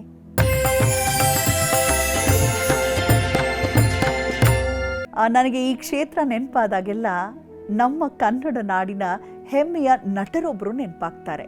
ಅವರೇ ನಟ ಸಾರ್ವಭೌಮ ಕೆಂಟಕಿ ಕರ್ನಲ್ ಡಾಕ್ಟರ್ ರಾಜ್ಕುಮಾರ್ ಅವರ ಆರಾಧ್ಯ ದೈವ. ಈಗಾಗಲೇ ನಿಮಗೆ ಗೊತ್ತಾಗಿರುತ್ತೆ ಯಾವ ಕ್ಷೇತ್ರದ ಬಗ್ಗೆ ನಾನು ಹೇಳ್ತಾ ಇದ್ದೀನಿ ಅಂತ. ಅದುವೇ ನಂಜನಗೂಡಿನ ನಂಜುಂಡೇಶ್ವರ. ಬನ್ನಿ ಈ ಕ್ಷೇತ್ರ ಮಹಿಮೆಯ ಕುರಿತಾಗಿ ತಿಳಿದು ಬರೋಣ. ಗುರುಗಳೇ, ಇಂದಿನ ಕಾರ್ಯಕ್ರಮದಲ್ಲಿ ಯಾವ ಸುಕ್ಷೇತ್ರದ ಬಗ್ಗೆ ಮಾಹಿತಿಯನ್ನ ನೀಡ್ತಾ ಇದ್ದೀರಾ? ನಾವು ಪ್ರತಿ ಸಂದರ್ಭದಲ್ಲೂ ಆಯಾಯ ವಾರಕ್ಕೆ ತಕ್ಕಂಥ ದೇವತಾ ಸ್ಥಾನಗಳನ್ನು ನೋಡ್ತೀವಲ್ಲ. ಇವತ್ತು ನಮ್ಮ ಕರ್ನಾಟಕದಲ್ಲಿರ್ತಕ್ಕಂಥ ಅತ್ಯಂತ ದೊಡ್ಡ ದೇವಸ್ಥಾನದ ಕಡೆ ಗಮನ ಕೊಡೋಣ ಅಲ್ವಾ. ಇಡೀ ನಮ್ಮ ಕರ್ನಾಟಕದಲ್ಲಿ ಈ ಒಂದು ದೇವಸ್ಥಾನ ಅಂತಕ್ಕಂಥದ್ದು ದೊಡ್ಡದು ಆಕಾರದಲ್ಲಿ, ಮಹಾತ್ಮೆಯ ವಿಷಯದಲ್ಲೂ ಸಾಕಷ್ಟು ಮಹಿಮಾನ್ವಿತವಾಗಿರತಕ್ಕಂಥ ಒಂದು ದೇವಸ್ಥಾನ. ದಕ್ಷಿಣದ ಕಾಶಿ ಅಂತ ಕೂಡ ಹೇಳ್ತಾರೆ. ಕಪಿಲಾ ನದಿಯ ದಂಡೆ ಮೇಲೆ ಇರ್ತಕ್ಕಂಥದ್ದು, ಕೌಂಡಿನ್ಯ ನದಿಯ ಸಂಗಮದಲ್ಲಿ ಇರ್ತಕ್ಕಂಥ ಒಂದು ವಿಶೇಷವಾಗಿರತಕ್ಕಂಥ ದೇವಸ್ಥಾನ. ಮೈಸೂರು ಜಿಲ್ಲೆಯಲ್ಲಿರ್ತಕ್ಕಂತಹ ನಂಜನಗೂಡಿನ ನಂಜುಂಡೇಶ್ವರನ ದೇವಸ್ಥಾನ ನಾವೆಲ್ಲ ನೋಡಿದ್ದೇವೆ. ನಂಜನಗೂಡಿನ ಈ ನಂಜುಂಡೇಶ್ವರನ ಸನ್ನಿಧಾನದಲ್ಲಿ ಇದಕ್ಕೆ ಶಿವಪುರಾಣದ ಒಂದು ಕಥೆಯ ಹಿನ್ನೆಲೆ ಕೂಡ ನಾವು ನೋಡಬೇಕಿಲ್ಲ. ಶಿವಪುರಾಣದಲ್ಲಿ ಈ ಒಂದು ಕ್ಷೇತ್ರವನ್ನು ಗರಲಪುರಿ ಅಂತ ಕರೀತಾರೆ. ಸಂಸ್ಕೃತದಲ್ಲಿ ಗರಲ ಅಂತಂದರೆ ವಿಷ ಅಂತ ಅರ್ಥ. ಈ ವಿಷಕ್ಕೆ ನಮ್ಮ ಅಪ್ಪಟ ಕನ್ನಡದಲ್ಲಿ ವಿಷ ಅನ್ನೋದು ಸಂಸ್ಕೃತ ಶಬ್ದ ಆಯ್ತಲ್ಲ, ಈ ಕನ್ನಡದಲ್ಲಿ ವಿಷಕ್ಕೆ ನಂಜು ಅನ್ನುವಂಥ ಒಂದು ಪದ ಇದೆ. ಅಂದರೆ ವಿಷವನ್ನು ನಂಜು ಅನ್ನೋ ಹೆಸರಿನಿಂದ ಕರಿತೇವೆ ನಾವು ಕನ್ನಡಿಗರು. ಹಾಗಾಗಿ ನಂಜನ್ನು ಉಂಡವನು, ನುಂಗಿದವನು, ವಿಷವನ್ನು ಕುಡಿದವನು ಅಂಥೇಳಿ ಶ್ರೀಕಂಠ ನಾವು ಹಾಡು ಕೇಳ್ತೇವಲ್ಲ ಡಾಕ್ಟರ್ ರಾಜ್ಕುಮಾರ್ ಅವರ ಕಂಠದಲ್ಲಿ. ಆ ಶ್ರೀಕಂಠ ವಿಷಕಂಠ ಹಾಡಲ್ಲಿ ಬಂದ ಹಾಗೆ ಈ ನಂಜುಂಡೇಶ್ವರ ಅಂತಕ್ಕಂಥದ್ದು ವಿಷವನ್ನು ಕುಡಿದಂತಹ ಪರಮೇಶ್ವರನ ಒಂದು ರೂಪ. ಶ್ರೀಕಂಠೇಶ್ವರ ಅಂತ ಕೂಡ ಕರೀತಾರೆ, ನಂಜುಂಡೇಶ್ವರ ಅಂತಲೂ ಕರೀತಾರೆ.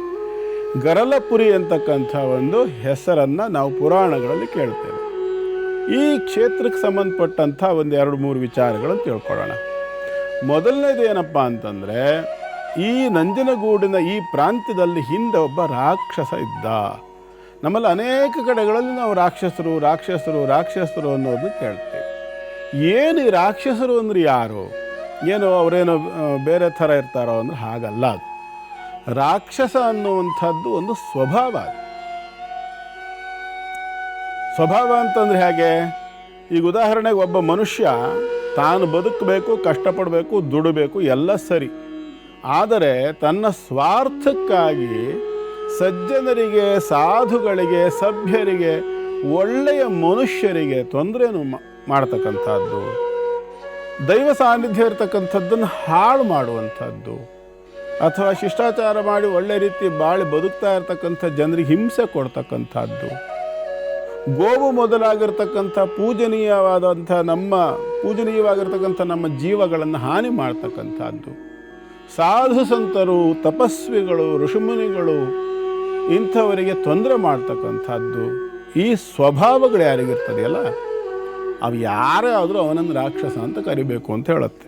ಆಸುರಿ ಪ್ರವೃತ್ತಿ ಅಂತ ಹೇಳ್ತಾರೆ. ಮನಸ್ಸಿನಲ್ಲಿರ್ತಕ್ಕಂಥ ಒಂದು ದುಷ್ಟ ಸ್ವಭಾವ ಅದು. ಅಲ್ಲೊಬ್ಬ ಇದ್ದ ಕೇಶಿ ಅಂತ, ಕಪಿಲಾ ನದಿ ತೀರದಲ್ಲಿ ಇದ್ದಂಥ ಒಬ್ಬ ರಾಕ್ಷಸ ಬ್ರಹ್ಮ ಮತ್ತು ವಿಷ್ಣುವನ್ನು ಕುರಿತು ತಪಸ್ಸು ಮಾಡಿದ್ದ ಅಂತ ಬರ್ತದೆ. ಅವರನ್ನು ಕುರಿತು ತಪಸ್ಸು ಮಾಡಿ ಅವರಿಂದ ಅನುಗ್ರಹ ಪಡ್ಕೊಂಡು ತಾನು ಏನಂತಂದರೆ ಅಯೋಧ್ಯ ಅಂದರೆ ಅವನ ಮೇಲೆ ಯಾರು ಯುದ್ಧ ಮಾಡಿ ಗೆಲ್ಲಲಿಕ್ಕೆ ಸಾಧ್ಯ ಇಲ್ಲ ಅಂತಕ್ಕಂಥ ಸ್ಥಿತಿಯಲ್ಲಿದ್ದಂಥ ಒಂದು ವರ ಅದು. ಅಂಥ ಸಂದರ್ಭದಲ್ಲಿ ಅಲ್ಲಿದ್ದಂಥ ಋಷಿಮುನಿಗಳೆಲ್ಲರೂ ಕೂಡ ಅವನನ್ನು ದೈನ್ಯದಿಂದ ಪರಮೇಶ್ವರನನ್ನು ಪ್ರಾರ್ಥನೆ ಮಾಡಿಕೊಳ್ತಾರೆ. ಸ್ವಾಮಿ, ಈ ರಾಕ್ಷಸನ ಉಪಟಳ ತಡ್ಕೊಳ್ಳೋದಕ್ಕಾಗ್ತಿಲ್ಲ ನಮಗೆ, ಹಾಗಾಗಿ ನೀವು ದಯಮಾಡಿ ಹೇಗಾದರೂ ಮಾಡಿ ಅವನನ್ನು ಸಂಹಾರ ಮಾಡಲೇಬೇಕು. ಹೀಗೆ ಪ್ರಾರ್ಥನೆ ಮಾಡಿಕೊಂಡಿದ್ದಾಗ ಪರಮೇಶ್ವರ ತಥಾಸ್ತು ಅಂಥೇಳಿ ಅವರಿಗೆ ಅನುಗ್ರಹ ಮಾಡಿ ಒಂದು ಜಾಗದಲ್ಲಿ, ಅದೇ ಕಪಿಲಾ ನದಿಯ ದಂಡೆ ಮೇಲೆ ಆತ ಆವಿರ್ಭಾವವನ್ನು ಹೊಂದುತ್ತಾನೆ. ಆವಿರ್ಭಾವವನ್ನು ಹೊಂದಿ ಅಲ್ಲಿ ನಿಂತು ಯುದ್ಧಕ್ಕೆ ಆ ಕೇಶಿ ಅಂತಕ್ಕಂಥ ರಾಕ್ಷಸನನ್ನು ಕರೀತಾನೆ. ಕರೆದ ನಂತರದಲ್ಲಿ ಅವನಿಗೆ ಅಲ್ಲಿ ಘೋರವಾದ ಸಂಗ್ರಾಮದಲ್ಲಿ ಕೇಶಿ ರಾಕ್ಷಸನ ಸಂಹಾರವನ್ನು ಪರಮೇಶ್ವರ ಮಾಡ್ತಾನೆ.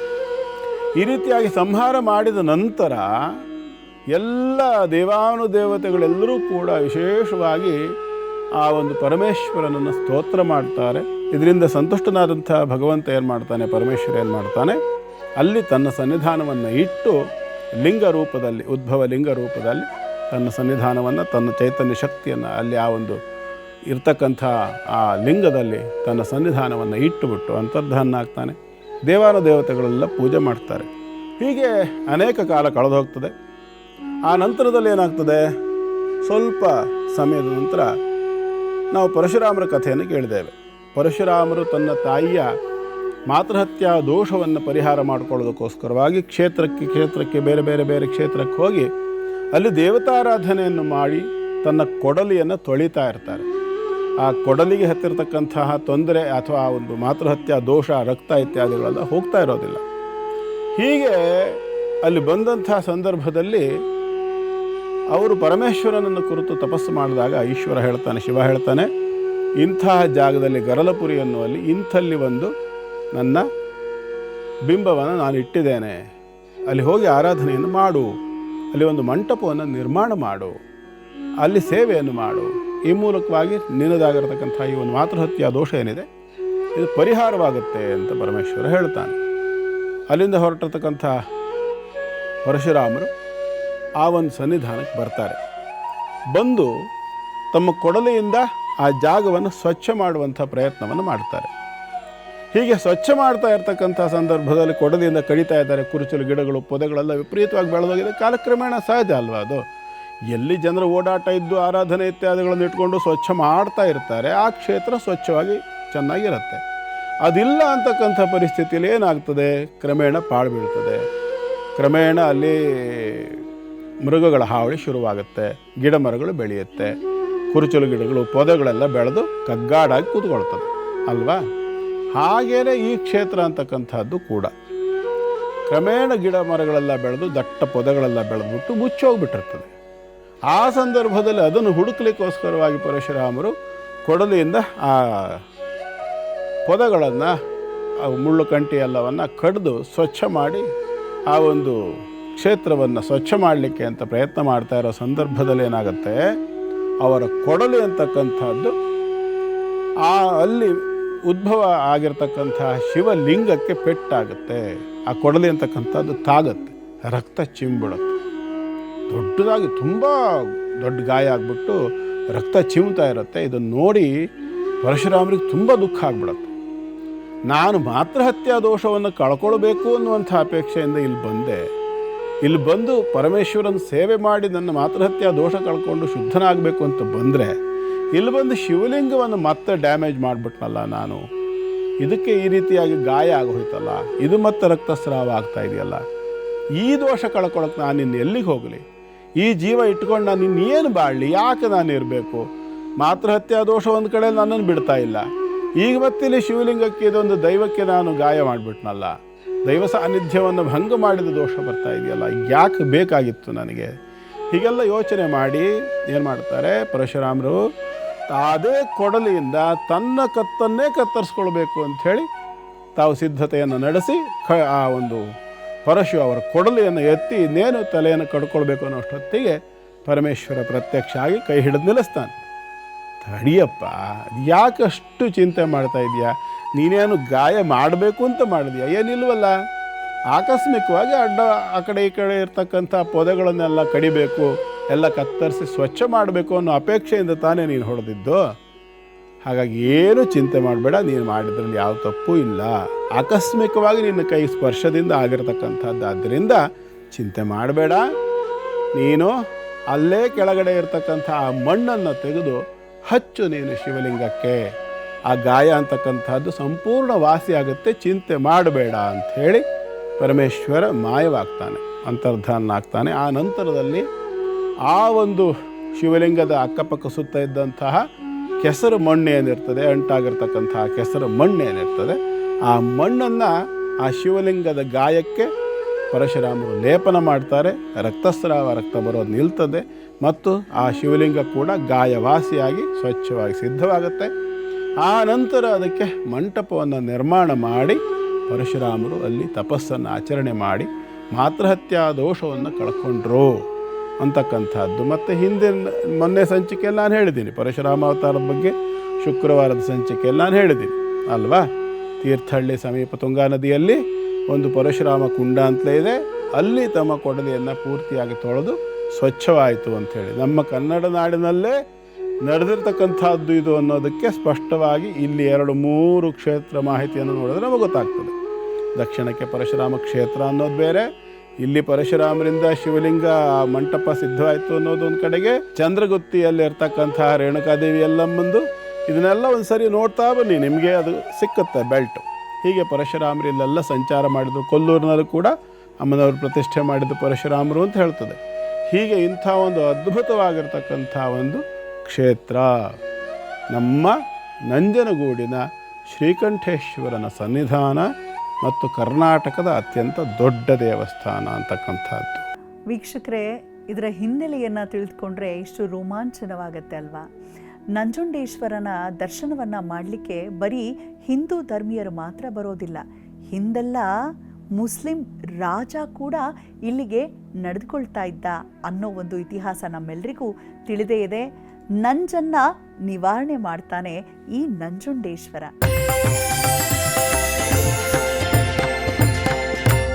ಹಿಂದಿನ ಸೆಗ್ಮೆಂಟಲ್ಲಿ ಗುರುಗಳು ತಿಳಿಸ್ತಾ ಇದ್ರು ನಮಗೆ ನಂಜುಂಡೇಶ್ವರನ ಒಂದು ಇತಿಹಾಸದ ಬಗ್ಗೆ. ಮುಂದುವರಿಸ್ತಾ ನಾವು ದೇವರ ದರ್ಶನ ಮಾಡಿ ಹೇಗೆ ಮಾಡಬೇಕು, ದರ್ಶನ ಯಾವ ಕಾಲಕ್ಕೆ ಮಾಡಬೇಕು, ಜೊತೆಗೆ ಪರಿಹಾರ ಹೇಗೆ ಪಡೆದುಕೊಳ್ತೀವಿ ಅನ್ನೋದ್ರ ಬಗ್ಗೆ ಸವಿವರವಾಗಿ ತಿಳಿಸಲಿದ್ದಾರೆ ವಾಚಸ್ಪತಿ ಗುರುಗಳು. ಗುರುಗಳೇ, ನಂಜನಗೂಡು ಬಗ್ಗೆ ಹೇಳ್ತಿದ್ರಿ. ನಂಜು ಅಂದ್ರೆ ವಿಷ ಅಂತ ಹೇಳಲಾಗತ್ತೆ. ಆ ವಿಷವನ್ನೇ ಕರಗಿಸಬಲ್ಲ ಅಂತಹ ಶಕ್ತಿ ಉಳ್ಳಂಥ ಒಂದು ಸುಕ್ಷೇತ್ರ, ಬಹಳ ಪವಾಡ ಸದೃಶ ಕ್ಷೇತ್ರ ಕೂಡ ಹೌದು ನಂಜನಗೂಡು. ನಂಜನಗೂಡು ಅಂದ ಕೂಡಲೇ ಇನ್ನೊಂದು ನೆನಪಾಗತ್ತೆ ನಮಗೆ, ನಮ್ಮ ನಟ ಸಾರ್ವಭೌಮ ಡಾಕ್ಟರ್ ರಾಜ್ಕುಮಾರ್ ಅವರಿಗೆ ಬಹಳನೇ ಇಷ್ಟವಾದಂಥ ಒಂದು ಸುಕ್ಷೇತ್ರವಂತೆ.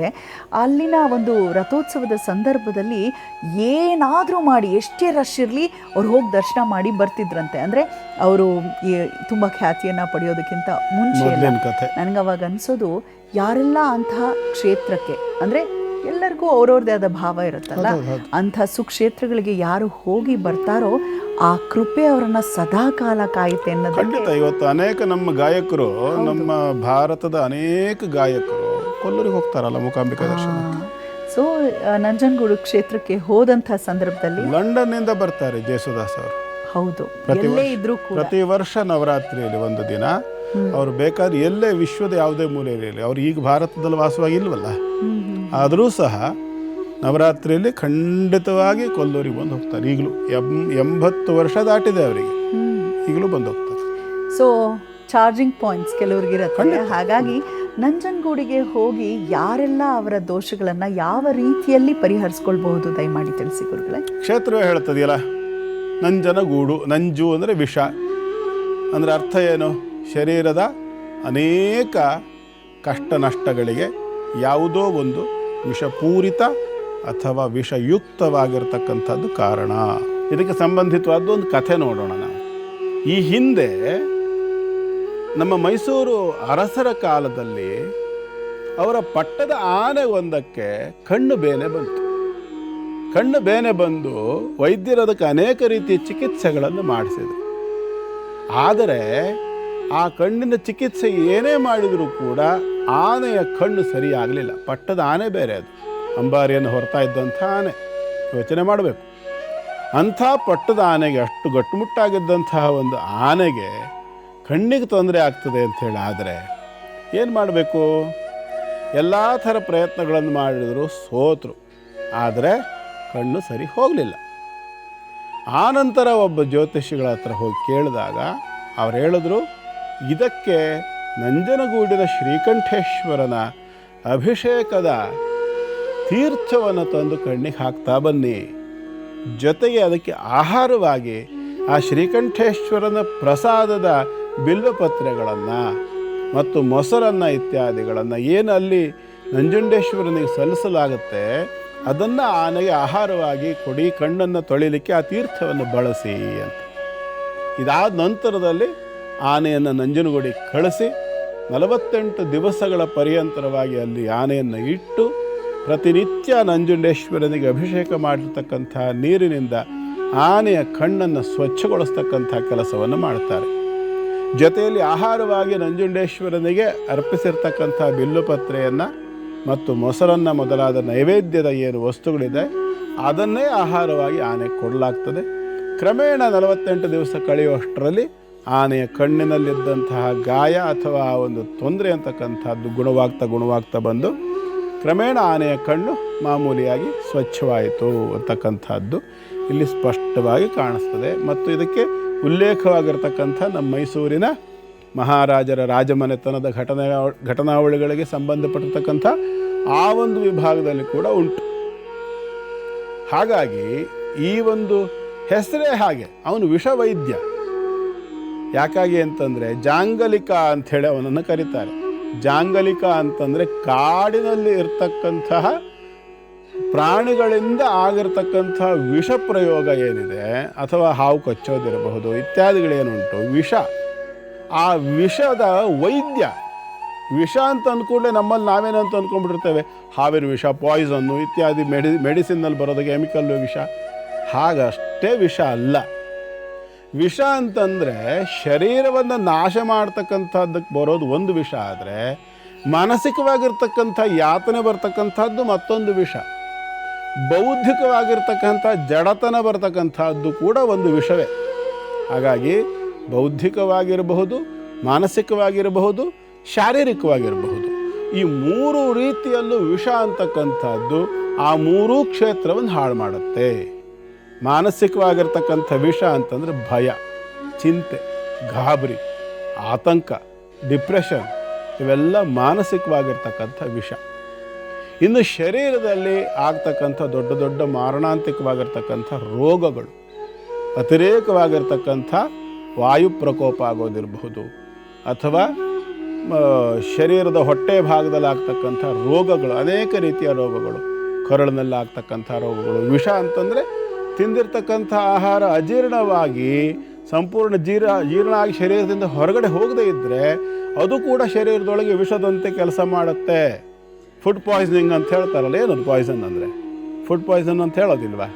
ಹಾಗೆ ಆಹಾರ ಕೂಡ ವಿಷವಾಗ್ತಕ್ಕಂಥದ್ದು. ಎಲ್ಲ ರೀತಿಯಾಗಿರ್ತಕ್ಕಂಥ ವಿಷದ ಪ್ರಕೋಪವನ್ನು ಕಡಿಮೆ ಮಾಡಿ ಆರೋಗ್ಯ ವೃದ್ಧಿ ಆಗ್ತಕ್ಕಂಥ ರೀತಿಯಲ್ಲಿ ಅನುಗ್ರಹವನ್ನು ನಂಜುಂಡೇಶ್ವರಿಂದ ಪಡ್ಕೊಂಡ ಪಕ್ಷದಲ್ಲೇ ಈ ಒಂದು ವಿಷದ ಬಾಧೆ, ಯಾವ್ಯಾವ ವಿಷ ಅಂತ ಹೇಳಿದ್ನಲ್ಲ, ಈ ಎಲ್ಲ ವಿಷದ ಬಾಧೆಯನ್ನು ನಂಜು ಅಂದರೆ ವಿಷವನ್ನು ಉಂಡಿರ್ತಕ್ಕಂಥ ಪರಮೇಶ್ವರ ಇದನ್ನೆಲ್ಲ ಪರಿಹಾರ ಮಾಡ್ತಾನೆ. ಈ ಎಲ್ಲ ದೋಷಗಳು ಕೂಡ ಪರಿಹಾರವಾಗುತ್ತೆ. ತಿಳ್ಕೊಂಡ್ರಿ ಅಲ್ವಾ ಸ್ನೇಹಿತರೆ? ನಂಜುಂಡೇಶ್ವರನ ದರ್ಶನ ಮಾತ್ರದಿಂದಲೇ ನಮ್ಮ ಜೀವನದಲ್ಲಿ ಬಂದೊದಗುವಂಥ ಎಷ್ಟೋ ಕಷ್ಟಗಳಿಗೆ ಚುಕ್ಕಿಯನ್ನ ಇಡಬಹುದು.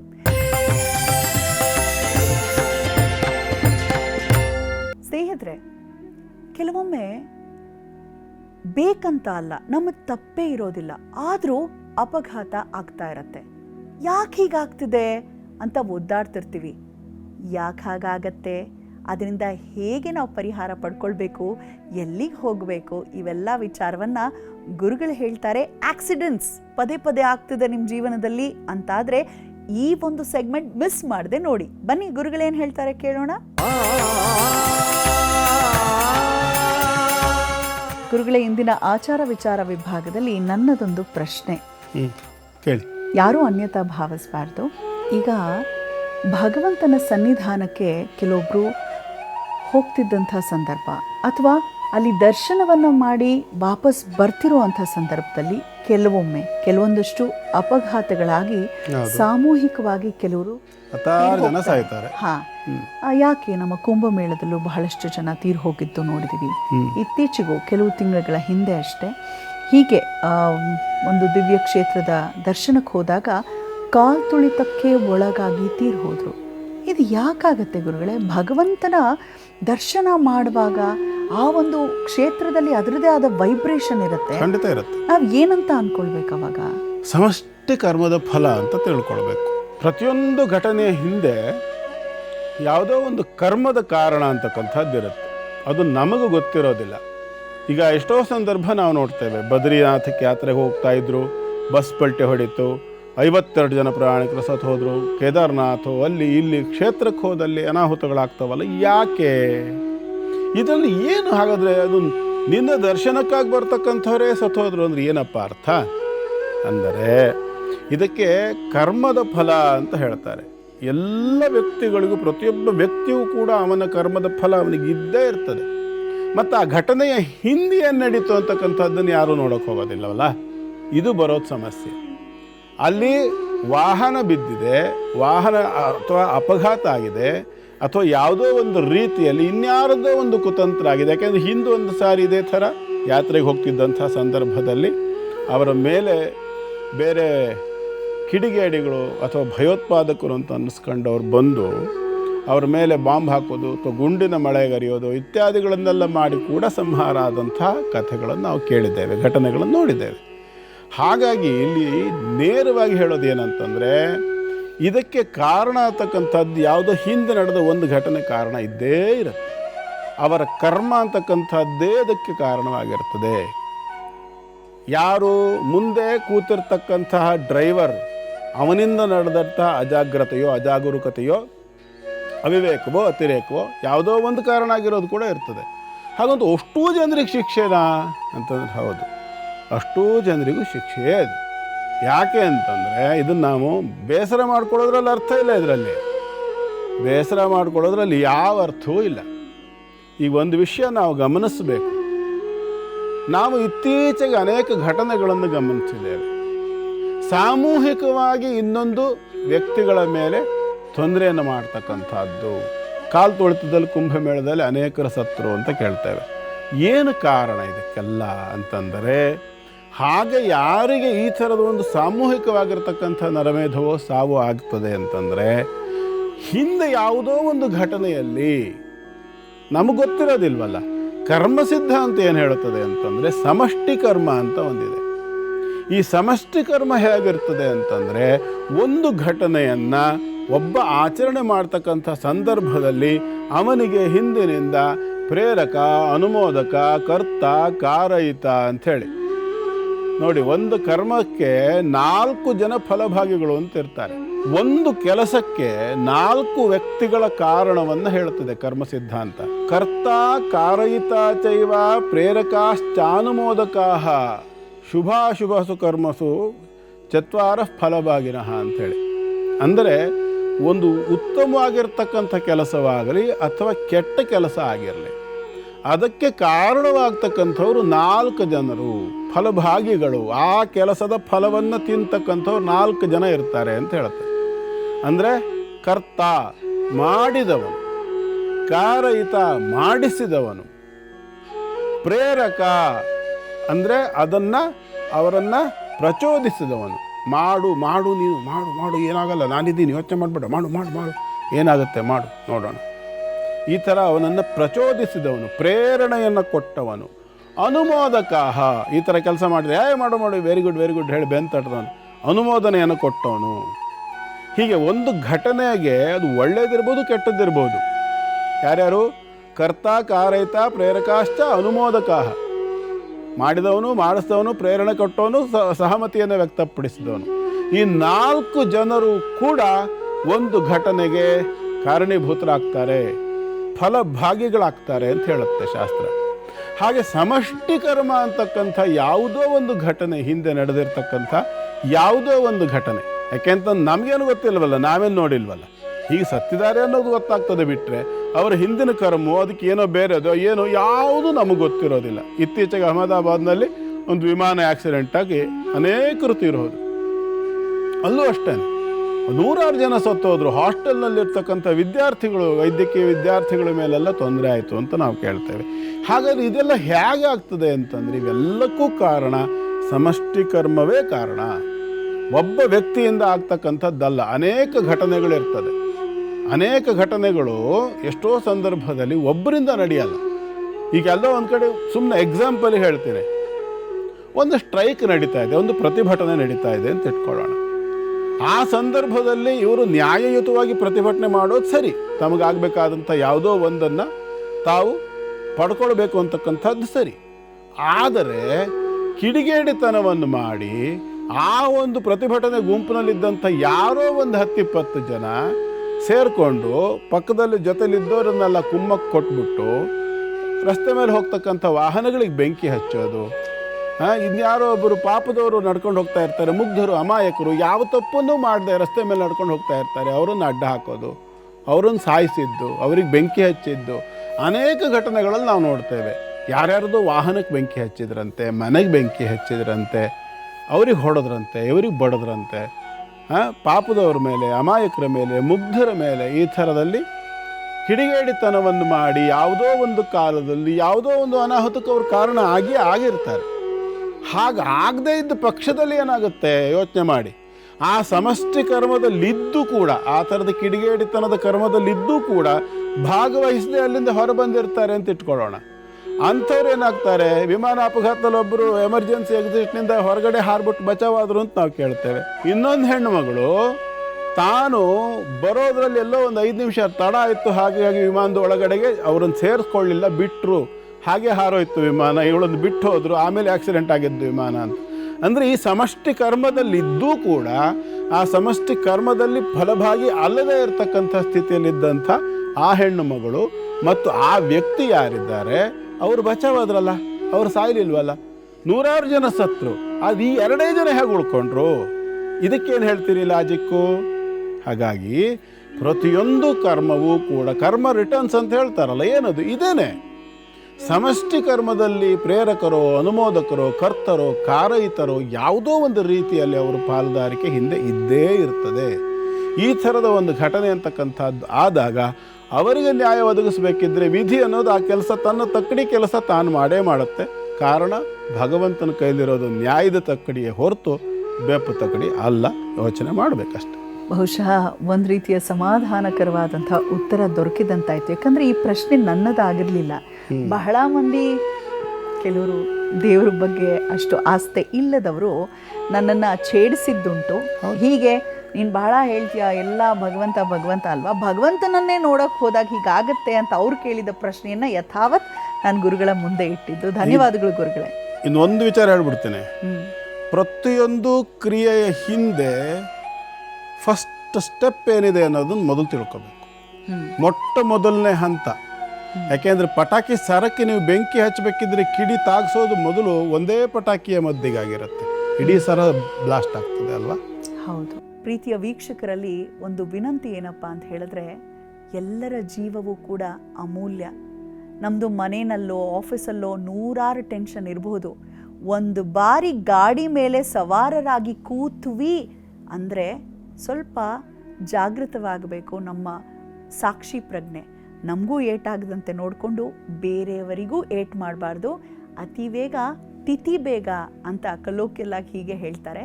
ಹಾಗಾಗಿ ಸ್ವಲ್ಪ ವೇಗವಾಗಿ ಹೋಗೋದಕ್ಕೆ ನಾವು ಫುಲ್ ಸ್ಟಾಪ್ ಇಡೋಣ. ಏನಂತೀರಾ? ಇವತ್ತಿನ ಕಾರ್ಯಕ್ರಮ ಇಷ್ಟ ಆಯಿತು ಅಂತ ಭಾವಿಸ್ತೇನೆ. NKRTV ಕನ್ನಡ ಯೂಟ್ಯೂಬ್ ಚಾನಲ್ನಲ್ಲಿ ಯಾವಾಗ ಬೇಕಾದರೂ ನೀವು ನಮ್ಮ ಎಲ್ಲ ಕಾರ್ಯಕ್ರಮ ನೋಡಬಹುದು. ಹೇಗನ್ನಿಸ್ತಾ ಇದೆ ಕಾರ್ಯಕ್ರಮ? ತಪ್ಪದೆ ನಮಗೆ ಕೆಳಗಡೆ ಕಾಣ್ತಿರೋಂಥ ವಾಟ್ಸಪ್ ನಂಬರ್ಗೆ ಮೆಸೇಜ್ ಕಳಿಸೋದನ್ನು ಮರಿಬೇಡಿ. ಹೋಗಿ ಬರೋದಾ? ನಮಸ್ಕಾರ.